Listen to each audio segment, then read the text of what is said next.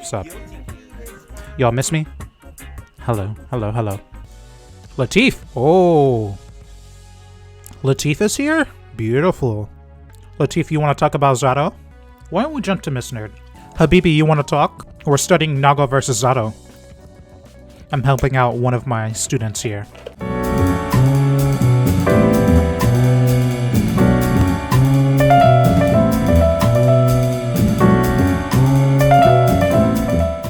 Ooh. Ooh. She's got the skin. Okay. Okay, sharp choice. Okay. Me, personally, against Zato, I want to see some greedy-ass round starts. It's your job to uncover what Zato knows about you and your character. Because if they don't know, then you will bulldoze him. Walking towards him, and he's already taking to the sky.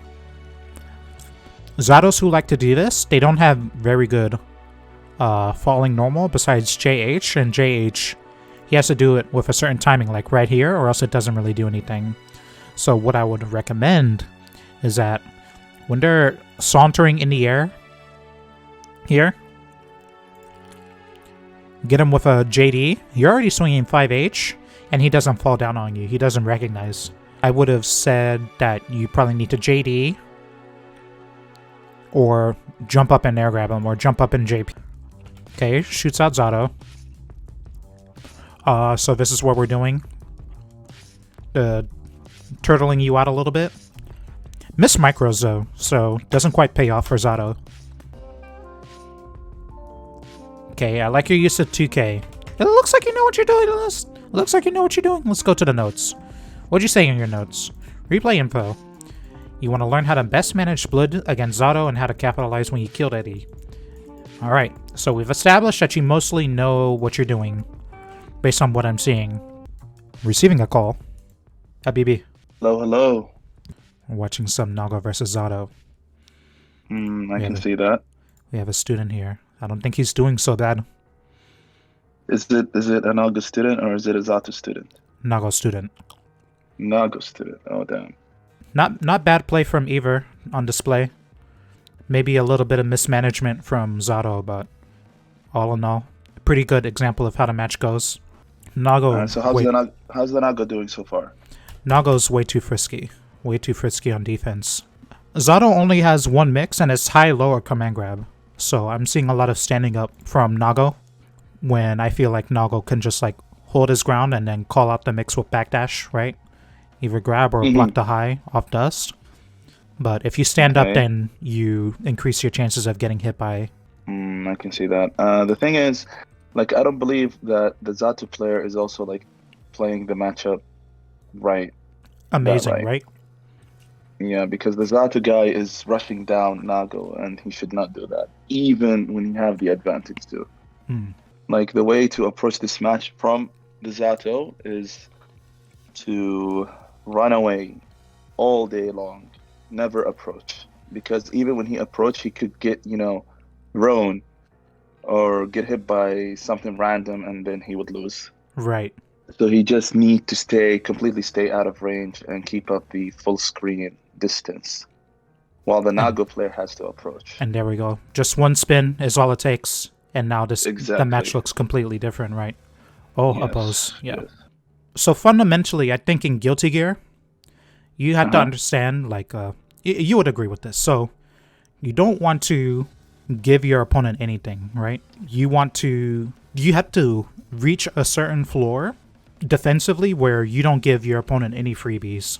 For example, like, you always block low on wake up, faultless when you're in the air, for example, in older games. There's just like certain things you need to do. And to me, you need to be down backing when you're actually getting pressured by Zato, because again, he only has one mix, and he's not gonna like 6k you. I mean, he has 6k and he has 5d, and then otherwise he's all pressure. Yes. The thing is, in this game, I think also, like, a lot of people are not they always rely on guessing instead of playing like the neutral game or the reaction game, I would say. Like when I play a lot of players in the region, they're always guessing. They're not reacting. I think in this game you need to play more reactive than doing stuff. You know, Okay. for example, like at the beginning of the round, they always press a button. When you have a wall break off of hitting a normal, not a super, they Mm-hmm. will always press a button. It's like, why would you press a button there? Just wait. Mm-hmm. If you wait, you can have an advantage. If both players wait, that means like they both play like showing respect to each other, and then they can play like the game in a better methodical way. Uh, but as you said, during the pressure, people also rely on guessing instead of reacting to the mix-ups. Mm.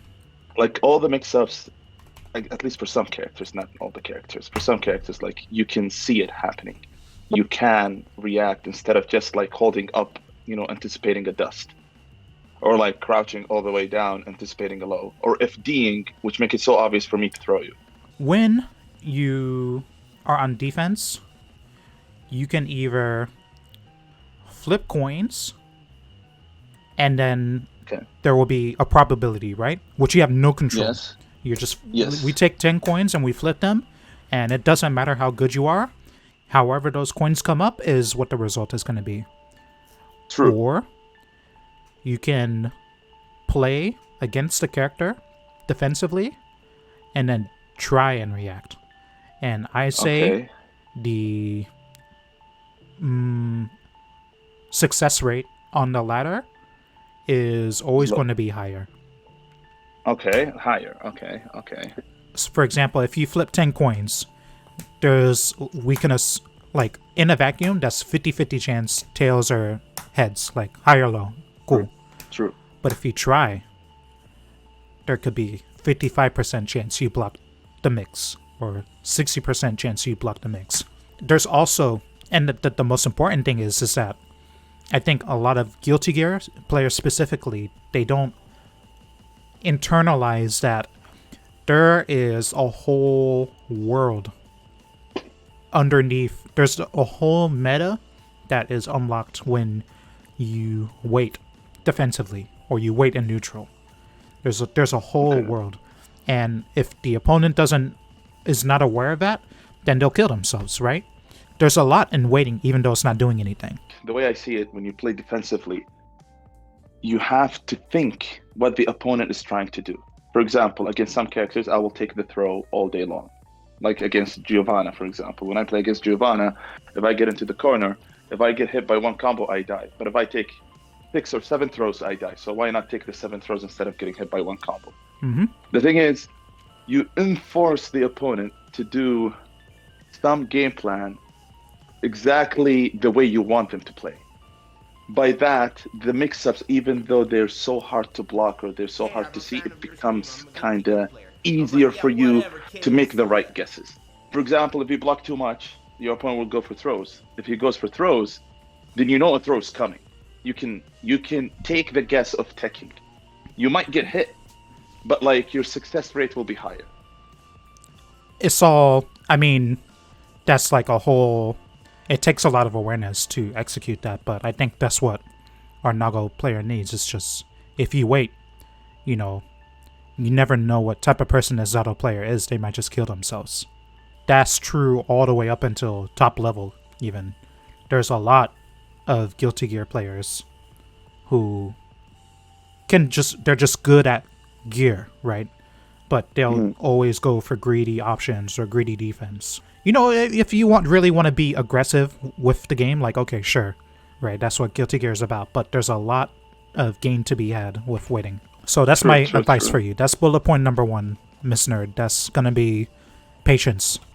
The thing is, when Zato pressure Nago, it makes the matchup easier for Nago.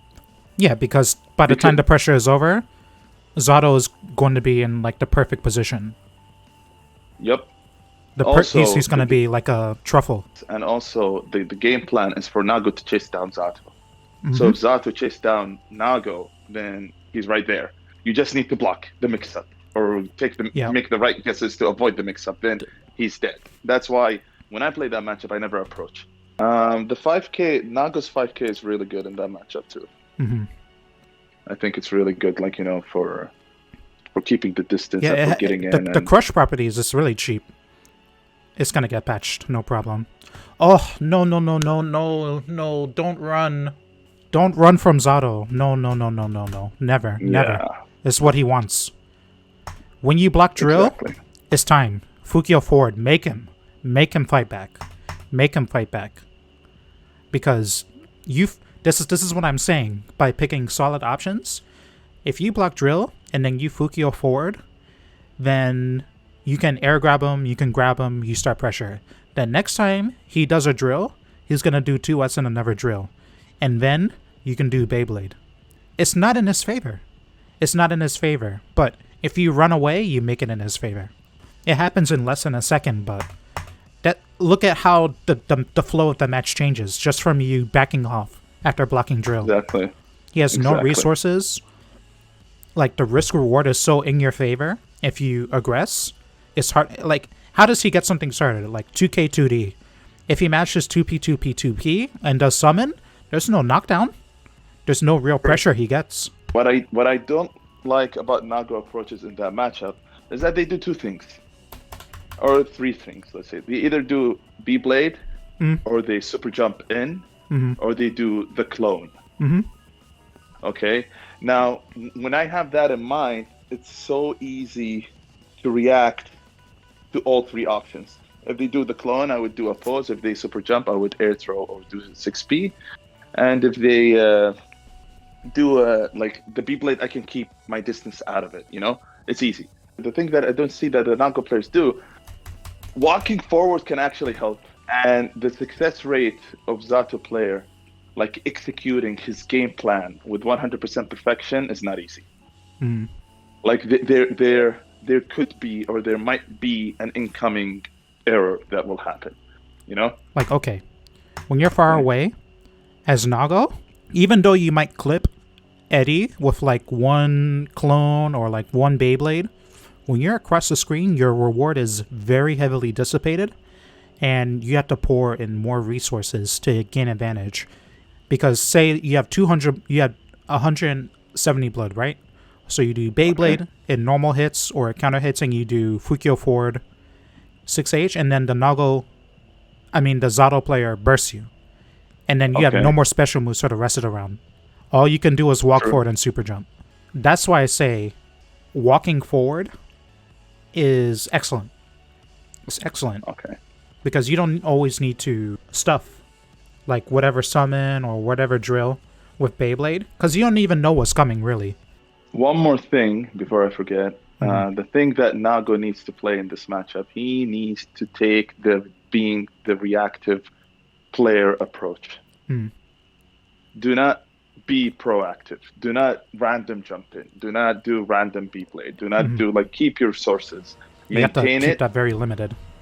Yes, exactly. Maintain it, because if you pop up your blood gauge and you get the blood rage, one command grab will do 70%. If I have an RC, if the Zato player have an RC, he can make that 70% into a 90% combo. You need to react instantly to what Zato does. Is he gonna fly? Is he gonna summon? Like when Zato players summon Eddie, there's lag there. You can't react to it if you have the right distance against him, to get in.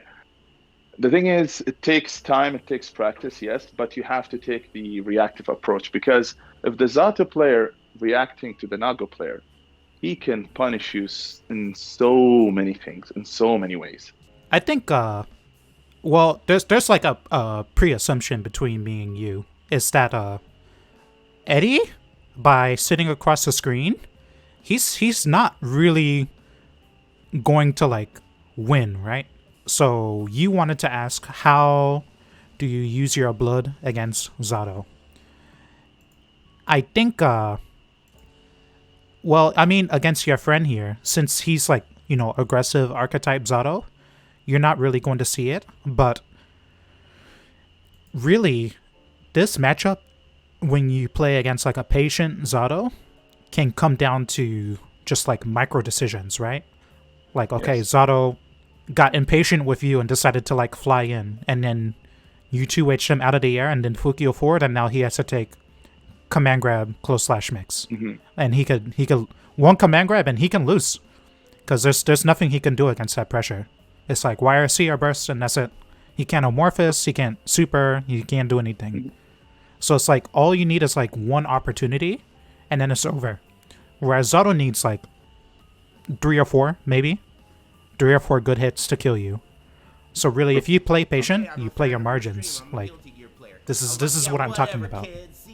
The other thing that I realized that Nago players do also, which is funny to be honest to me, sometimes they have the lead, like a big lead, and they still want to get in. Like, why? Just keep your distance and let me let the Zato player get in on you, and then it'll be way easier to counter hit him or whatnot.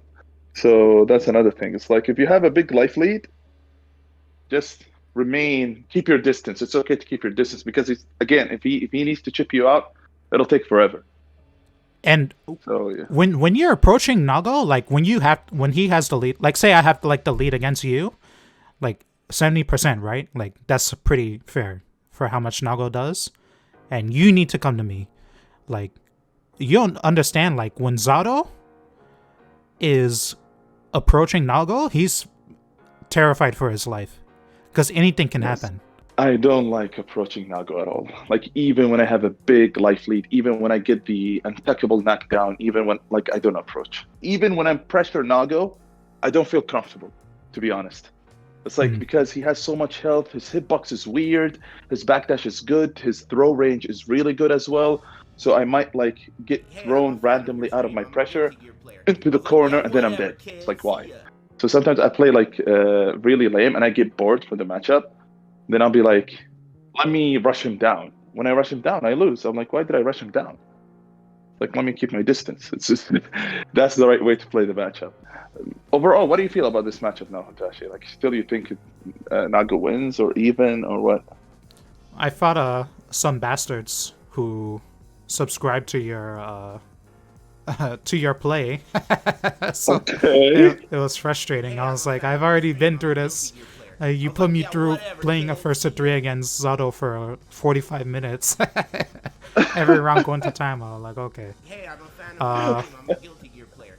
Probably still needs exploration. Okay. I think I'm not so good at killing Eddie when he does Drunkard Shade into Pierce. I've tried a couple things in match to try and deal with it. I haven't gotten anywhere, but since I'm got the moment I touch a Zato, it's like, okay, you're dead, by the way. So I mean, I can't just crutch on that. Really, I had to learn. So I don't know. Maybe it's completely fair that maybe this is in Zato favor, but we need more data, more real data. More data. Okay. I need to play with Marlin Pie 300 matches. Yeah. Right. It's weird. It reminds me of, to be honest, Eddie versus Potemkin and Axenkor. I don't know if that makes any sense, but it does. Miss Nerd, I think overall, if Zato wants to brawl, okay, brawl him back. You're probably going to win. You play 50 games against a Zato who wants to brawl on you, you're probably going to win 30 out of 50. Just base, because that's the way characters work, right? But probably even more. Yeah, the number one thing is don't use clone, don't use Beyblade for no reason, ever. Because even if you touch him, if you can't do Beyblade, then how are you gonna do a combo and get advantage? So you need to control yourself.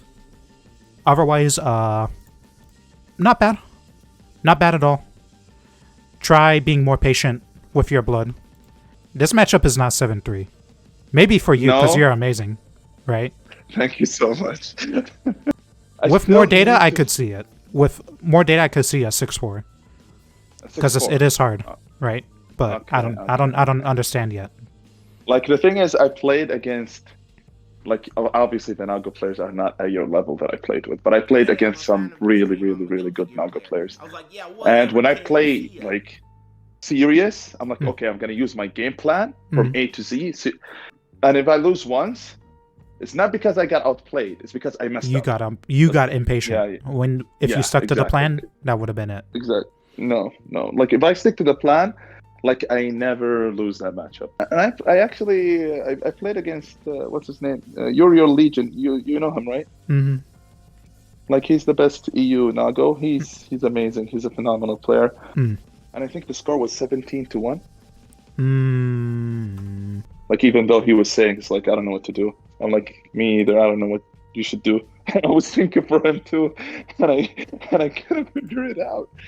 It's like, yeah. Much more development is Yeah. needed. Like I was trying to help him out too. Like I don't know what he can do. Like seriously, I'm like I don't know. Definitely, we need to have this talk again once we get more info. Absolutely, brother. And thank you so much again for having me. Thank you, chat. Enjoy, have fun, and yeah, let's get some matches later on. Why not? Right. Take care, Habibi. You too, my brother. You too.